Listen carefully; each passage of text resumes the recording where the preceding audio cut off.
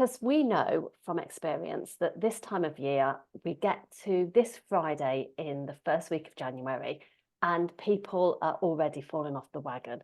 So Sam's beautiful background in NLP, in change management, in mindset and spirituality, as well as being what I like to call an earth witch, a white witch, just really, really ingrained in that whole sort of spiritual essence, is going to hold us in really good stead as she carries us through this beautiful process of making it stick. So over to you, Sam. Thank you so much. That has to be the nicest presentation introduction I've ever had. I love that. Most people don't include the white witch bit, so I'm really glad that you did. That's awesome. Thank you so much. All right, lovely to be with you all today. And so if you were listening to Kelly about setting your goals with the feminine perspective, you've already got a focus for the year ahead. And that's absolutely fabulous, the best way to start. And one of the challenges we do have are the statistics, which unfortunately seem to be against us, because although we start with those best intentions, 80% of resolutions are already forgotten by February. That's a little upsetting. And just 9% actually make it all the way through to the end of the year. Now, worse than that, there's a day that we have to keep in mind, because Friday is the day when people tend to just drop off the list. And there's even a date in January, which is Friday, the second Friday, in this case, the 12th of January for 2024, which is nominated as Quitter's Day, because there are so many people by this point who have dropped off the wagon. How scary is that? So how is it that we go off track? Well, we can lose focus and get distracted.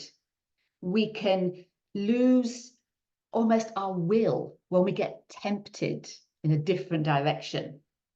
Or we can lose confidence in ourselves, start doubting, and get disappointed in the results that we've had so far. So what we're going to do today is really look at the mindset that we can use to help us to stay on track. And for me, I think that is the biggest help we can do for ourselves. And why do I say that? Because if there was a single answer to this problem, somebody famous would have already bottled it and made a fortune. But it's not the case. And so it's all about us looking into ourselves and the mindset that we are currently running. And I say that because mindset is totally personal. And the other thing that we have is not just the way that we think, but how that generates how we feel. So our thinking patterns are the secret behind the emotions that we are feeling. And this is where it all can go so very wrong, because our thinking as very efficient human beings is mostly a set of automatic responses. It just becomes an unconscious process. And we run the same mental patterns over and over again. And so for us, at the beginning of the year, we view the beginning of the year as the best time to make a fresh start. But it's not the only time to make a fresh start. And so when we pile all of our expectations in on the beginning of the year, we can actually do ourselves a disfavor. So I'm going to talk about the 3 ways that we can change that with our mindset as a frame for how we're moving forwards, with our personal attitude. And those of us who've got teenagers know just what I mean by personal attitude, but also with some hints, tips, tricks, hacks, if you like, that are going to help you to manufacture the mindset you want for yourself. So let's talk about how the internal processing starts, so you understand why we're doing this. Our internal processing is like a set of scales. And on the scales, we'll call it the right-hand pan. You have your expectation of anything that you're about to undertake. And then on the left-hand pan, you have the experience of how that is coming together. And the difficulty we have is when the expectations are high, but the experience is low. So let me give you an example. It might be a special anniversary between you and your loved one, your other half, and he forgets. Whoops, you had a high expectation, but the first thing that happens is he's forgotten it. And then when you remind him, he's just not that into the idea of apologizing. Now, the difficulty we have is that the weight of the negative experience needs to be compensated by what he does next. And as any woman knows, the man who says sorry once is going to get nowhere. But if he rocks up with a bunch of flowers, possibly your favorite sweet treat, offers to take you out somewhere, does this in 5 or 6 different ways, it brings everything back so that your experience now outweighs your expectation of his apology. So we're always looking to get our experience above the expectation that we have of anything. And this is because humans are gratification-led. It's a survival instinct of the human nature. If you think about it, everything was set up for pleasure versus pain when humans were first invented, created, or popped into being. We are given food for pleasure. We're given intimacy for pleasure. We're given joyful results for pleasure. And we find ourselves led by all of these, so much so that many people become instant gratification focused and have a real challenge delaying pleasure. And this is what we're mentally and emotionally up against when we're aiming to make a change.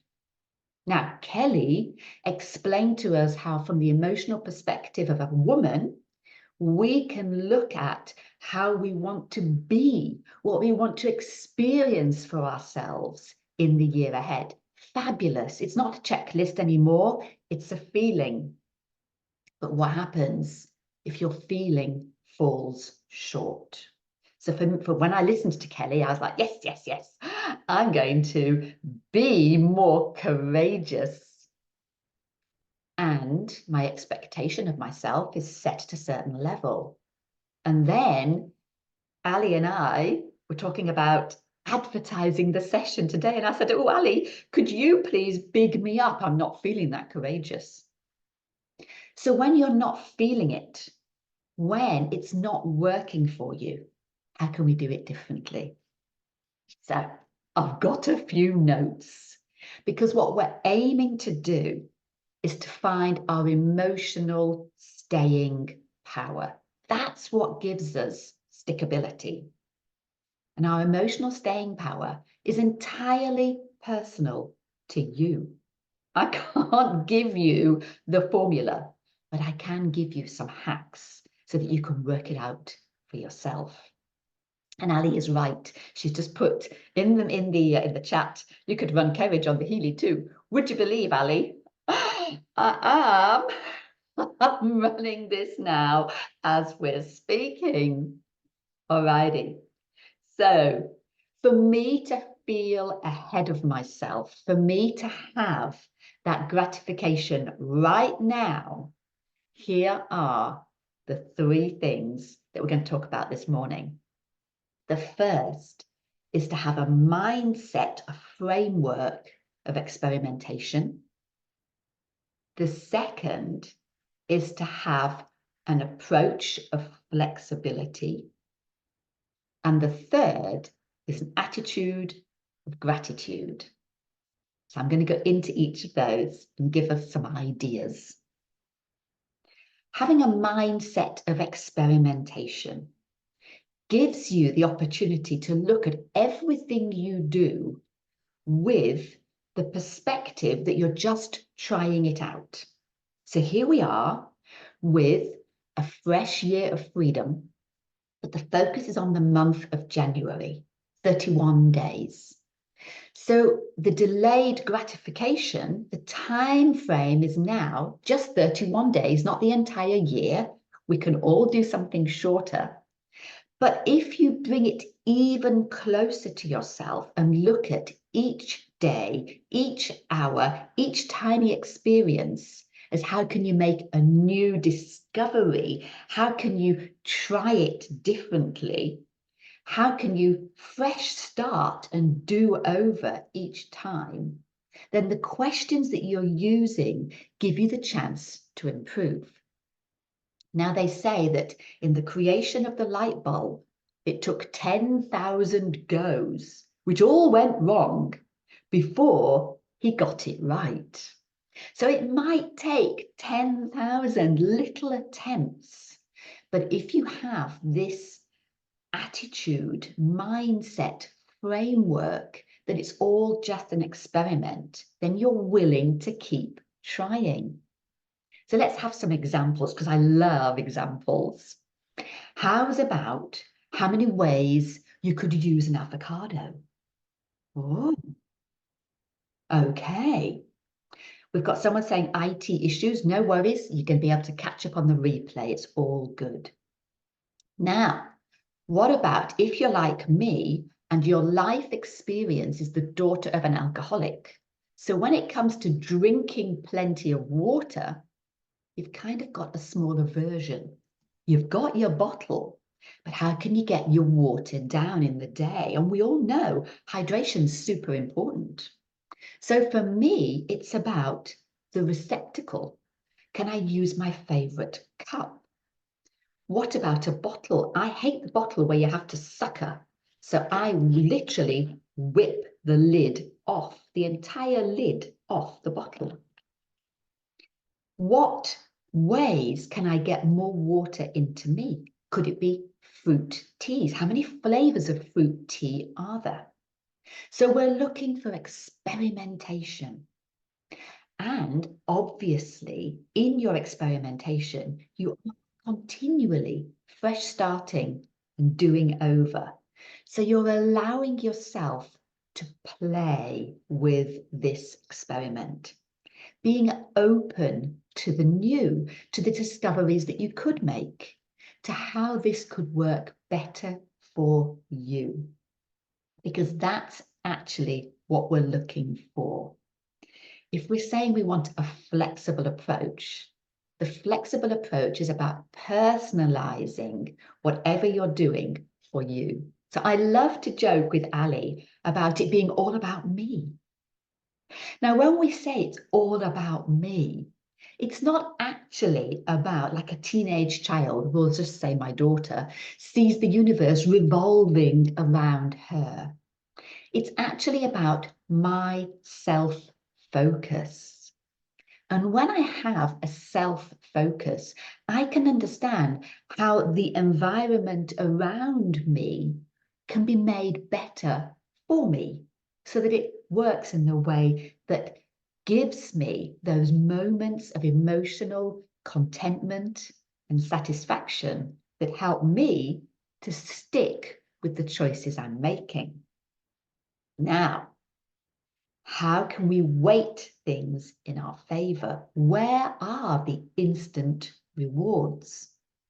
In a moment, I'm going to give you 3 of those.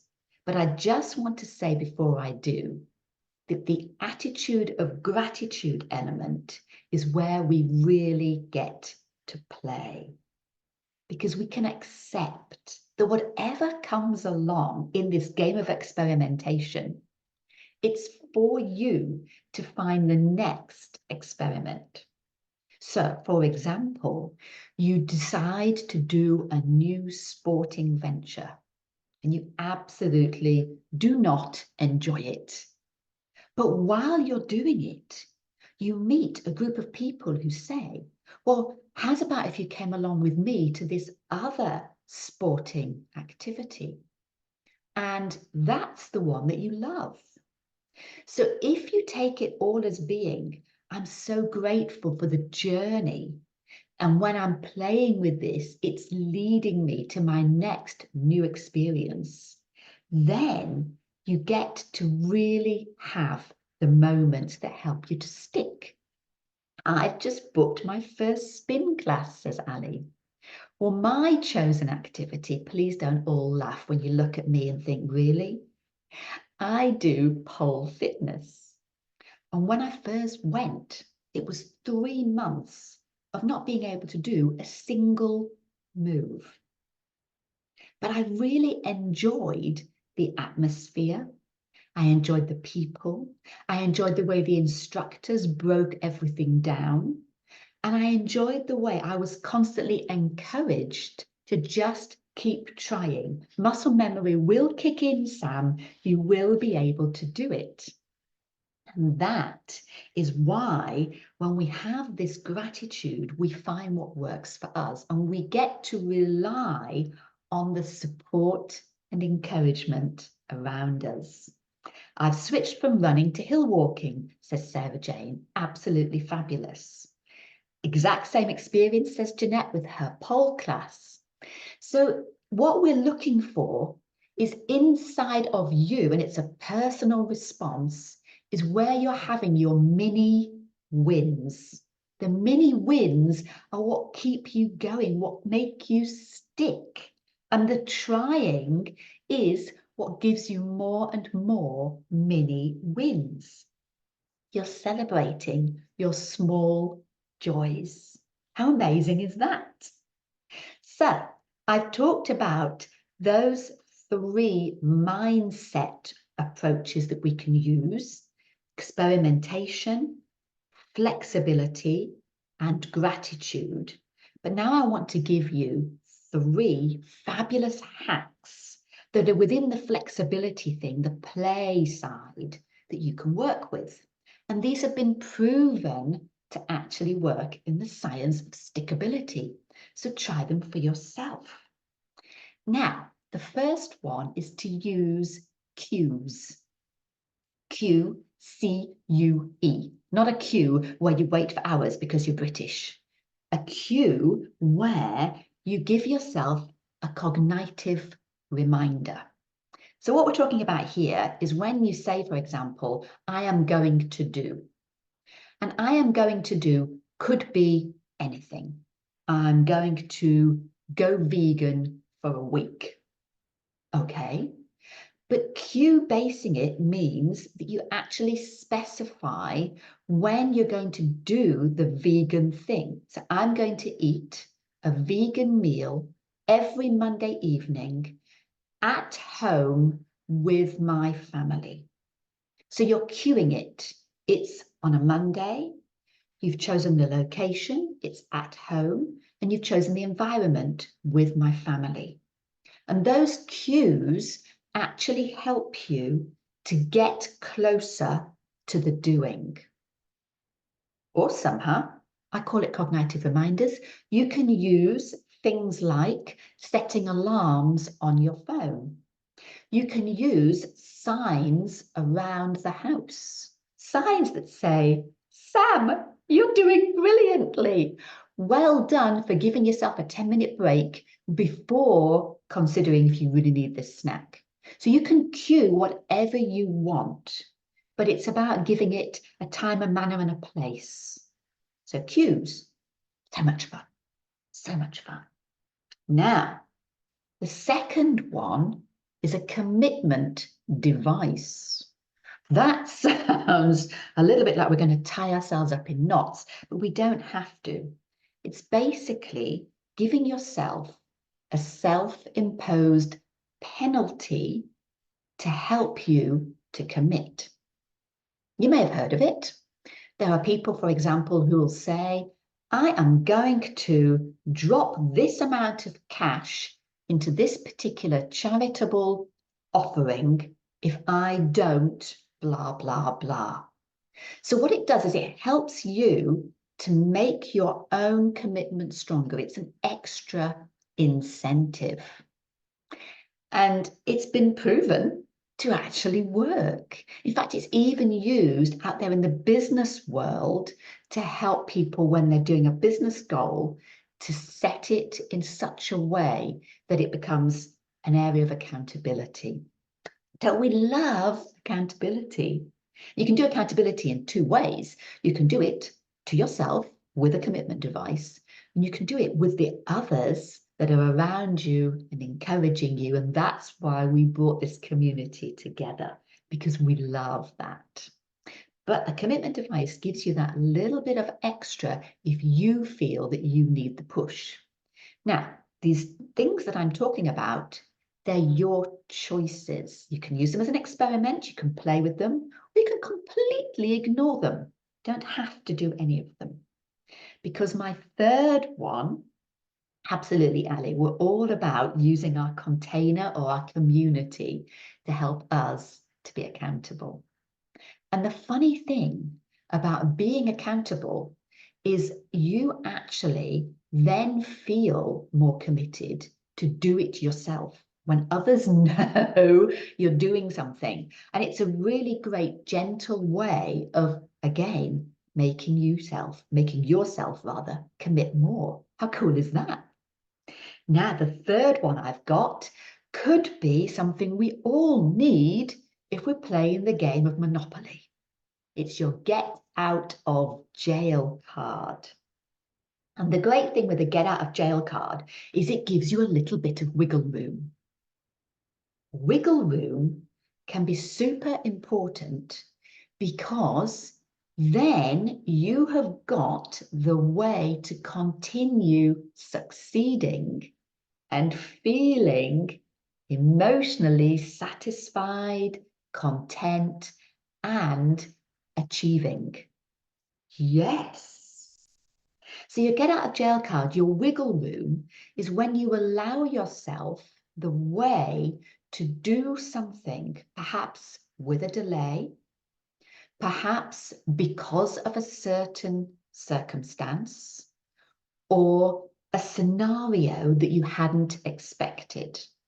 So when I'm helping people to plan forwards and they're making change, I do a lot of work with people who are wanting to stop smoking, make a change in their diet. And I don't do it from the nutritional aspect like Ali does. I do it from the habit side. So people will come to me with that, or they'll come with things like, I'm diabetic and I need to remember to test blood sugar.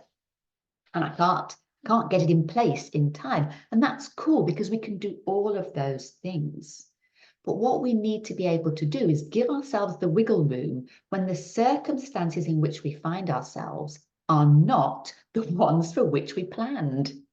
So we can plan as much as we like, but there needs to be a contingency because something will always come up. So let's have an example. Smoking, because I'm hoping that that isn't anything that anyone's working on at the moment. So I'm not eyeballing anybody. But the cool thing with smoking is that there's always going to be somebody who knew that you smoked and will offer you a cigarette. And so your wiggle room with smoking is finding your way forward. Do you want to have a line that you can use that says, thank you, I no longer smoke?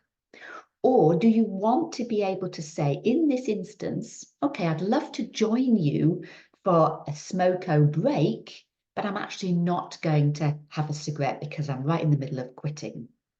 So it's that wiggle room, the way that you work around it. Let's take it back into what we're doing a lot of this week. We're focusing on nutrition. Wiggle room might be you suddenly run out of a key ingredient in your fridge. How can you swap? I was talking to somebody yesterday who said to me, what do you put into your protein shake? And I said, I always put avocado in mine, but if I haven't got any, I'll use almond butter. So wiggle room can be substitutions. Wiggle room just gives you the option to keep on succeeding.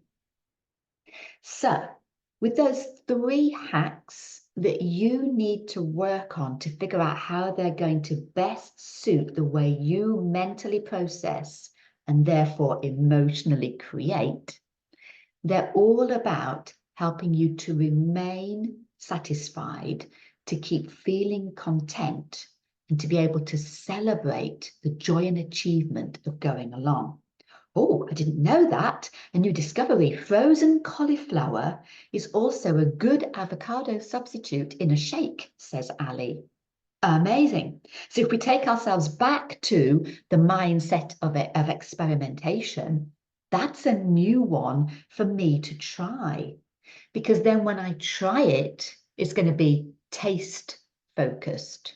Not just the taste of the cauliflower, but also the texture in my mouth.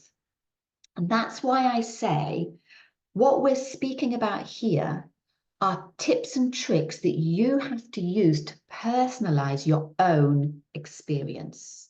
Because something that's important to you is less so to me, and the other way around. And how you work internally, only you know. So we get to be a little bit more self-conscious. So let's do a quick recap, and then if you've got questions, I'm happy to stay a little bit longer and answer them, but we will turn off the recording. So to recap, how we go off track. We lose focus by getting distracted. We lose self-control or willpower by getting tempted. And we lose confidence in ourselves when doubt kicks in. So what I'm suggesting is that we need a way to level up the expectation with the experience. And these experiences are built in lots of little things all the way along the journey. So I've suggested 3 mindset approaches. One being a mindset of experimentation, being open to new ideas and to keep on trying, to restart as many times as required, to be flexible and conscious of yourself and find the crutches that work for you, the rewards that you know are going to keep you in the game. And then thirdly, to be grateful about the process. And that way you get to play and have fun with everything that you're doing. And so those 3 suggestions for having fun: cue-based or cognitive reminders that give you the option to lay down more precisely how you're going to do something so that you will remember to do it. A self-imposed penalty or commitment device if you really feel the need for an extra incentive. And a get out of jail card so you can wiggle more comfortably and still stay with what you're aiming to do. Stick to it. That's our goal. And we can do it in so many fun ways. So thank you for joining me. And I'm going to round up now so that we can literally click off the recording by thanking those of you who joined me live for your input on the chat. It always helps things when you know that there are people there. And for those of you who are joining us later on the replay, feel free to message me or Ali if there's anything I can do to help. So I'm going to finish off by talking just real quick about how you can use helium frequency in this game of experimentation. Now, we talked about things that you can run on your personal Healy. The mental balance programs are amazing because you've got one in there that's about contentment. You've got well-being in there, and you've got them for the systems that you are running. That's how you think, generating how you feel. You've also got fun programs in the Mag Healy that you can experiment and play with to see how they can help to keep you on track too. So there's such a lot of fun. In the jobs program, Ali's saying she's run activation and creativity on the Mag. She ran activation in her personal healing, Creativity on the Mag. When I'm presenting and ensuring, hopefully, that this is coming across in a clear manner, I'm running Coherence on the Mag. But there's so much you can play with to have fun. So this, I really want to be the key takeaway from today. And I would love it if you would let me know when you've watched this, what your 3 new experiments are going to be. How are you going to play with this? Because that is the biggest thing. If you take it away and have fun with it and decide on your 3 top priorities, the first things you're going to try, once you're successful, it will roll you in with a little bit of momentum so that those mini wins keep you going to try more. And that's what we're aiming for.